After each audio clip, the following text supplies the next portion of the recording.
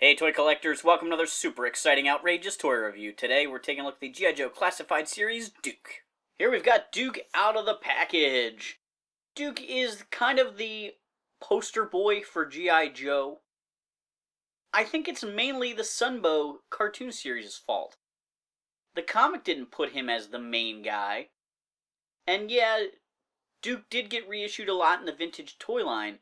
But again, I think that was because of the cartoon show, because he got his first figure, which is classic. His second figure was Tiger Force, but lots of guys got second versions then. It wouldn't be until basically that Sunbow series was over that we started seeing lots and lots of Desert Storm Dukes, and it just kind of carried on from there. I really think that the cartoon contributed to his popularity. There's nothing wrong with the character of Duke.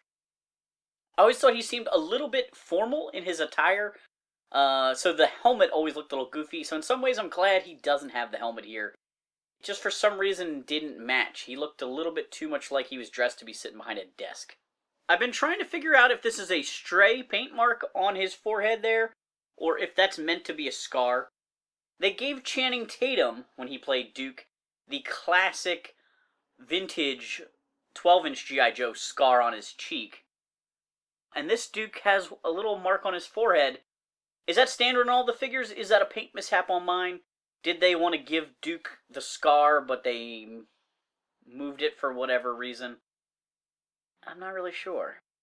Duke is known for wearing his tan shirt with the single strap bandolier going across his chest. And they've captured that look here. They've updated a little bit with that dark green shoulder area that I think is kind of cool. And I think giving him the gloves makes him look a little bit more combat ready. So Duke has a little bit more of a militaristic looking haircut here, with having the tightly cropped sides, with it a little longer on the top. I kind of like that look for an updated Duke.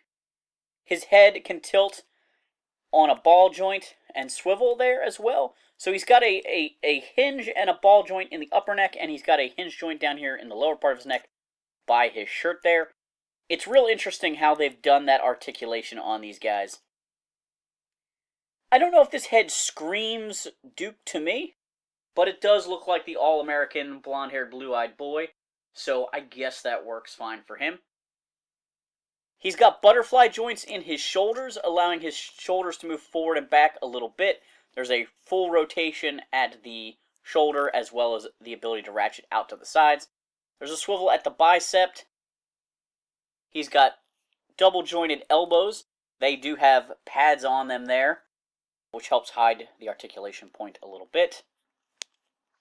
Duke has a red wristwatch on this hand, and then he has a rotation point here at the wrist for his gloves. I like the little red knuckles on them there. His other arm features a bracelet of some sort, and then his glove, again, we have that rotation point. There is some articulation in the wrists. This one is easier to move than this one. This one's giving me a lot of trouble. He has that bandolier here on his chest. It's got a little technical doodad there, as well as some pockets. No grenade this time. We're seeing less of those kind of weapons on the Joes. We're not seeing ammo pouches and things like that. He does also have his military insignia here. The original Duke had airborne wings. I assume that's what that's supposed to be. He's got a crunch in his ab there, as well as a rotation at the waist. He does have this big belt on here that covers that up. It's a little bit bulky. It's got a few technical doodads, as well as regular pouches. This piece is actually a removable accessory. I believe this is his more modern binoculars here. He's got the little part you put against your face, and you look forward. So this is a nod to the original figure who came with binoculars on a strap. Which are, again, not super hip. Down below that, he's got his hip joints. Ha! They move out to the side, forward and backwards, good range of motion. Swivel at the thigh there. He's got a cool dual tone thing going on with his pants with two shades of green that I kind of like. He's got some good pouches there. This leg actually has a holster and a pistol. I love that the pistol has some paint apps on it and is in decent colors.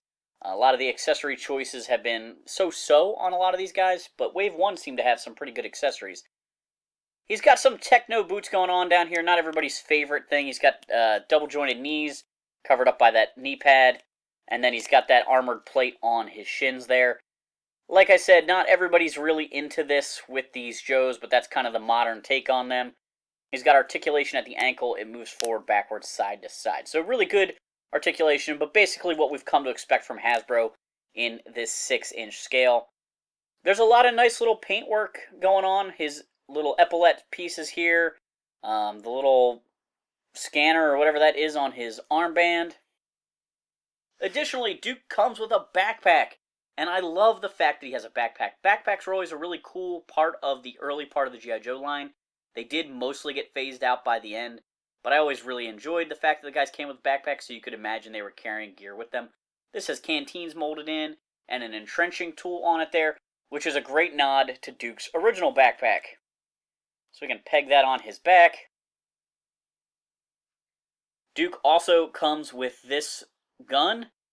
It's got a little bit of a sci-fi element to it on the front there with the kind of blue pulse glow. But it's a good looking weapon, and I think it looks really nice.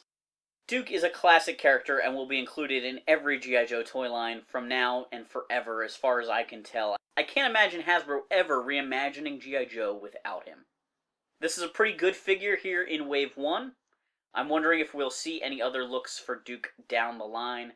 You know how they love to sell the popular characters, and Wave 1 here was all kind of top tier guys. Duke, Snake Eyes, Scarlet, Roadblock. So I could see these guys coming out in other looks. Roadblock we've already gotten a repaint on. Snake Eyes we've gotten a repaint on. And possibly another version coming based on his movie appearance.